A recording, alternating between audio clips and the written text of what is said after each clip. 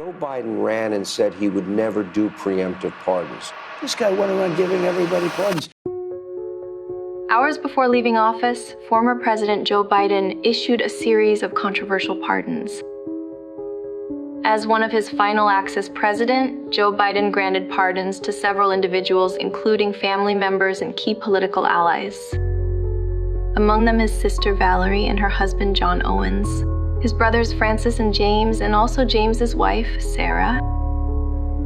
While these acts are legally sound, they raise questions about transparency. Were these pardons a simple gesture, or do they hide something more? Dr. Anthony Fauci, a central figure in the pandemic response, also received a pardon. And it's been proven that when you make it difficult for people in their lives, they lose their ideological bullshit and they get vaccinated. Are all objections to COVID vaccinations ideological bullshit, Dr. Fauci? No, they're not, and Thank that's you. not what I was referring to. Well, in reference to making it hard for people to get education, traveling, working, I'd say it very much was in context. What kind of message does this send? A man who resisted Donald Trump's public health strategies and often clashed with him during the crisis. People are tired of hearing Fauci and all these idiots. Biden also pardoned members of the January 6th committee. This is the same group that used taxpayer dollars in a defamatory campaign against Donald Trump, accusing him of trying to overturn the presidential election results. Despite their efforts, the investigation produced no meaningful results. Among those pardoned was Liz Cheney, a Republican who betrayed her own party by openly opposing Trump and aligning herself with Democrats, even siding with Kamala against Trump.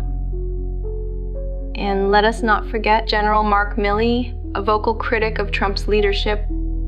Milley's actions during the Capitol events and his critiques of Trump's policies have raised many eyebrows. And what about Hunter Biden, who had already received a pardon late last year? Hunter was convicted of lying on a form about his drug use when he purchased a gun, and in a separate case, agreed to plead guilty to tax charges. The pardon goes beyond covering offenses against the United States, which he has committed or may have committed.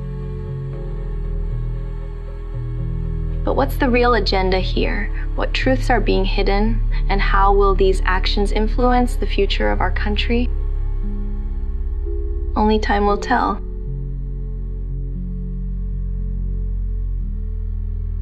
Don't blink, because this is the Dark Side View. Don't forget to like and subscribe to stay updated. I see you next.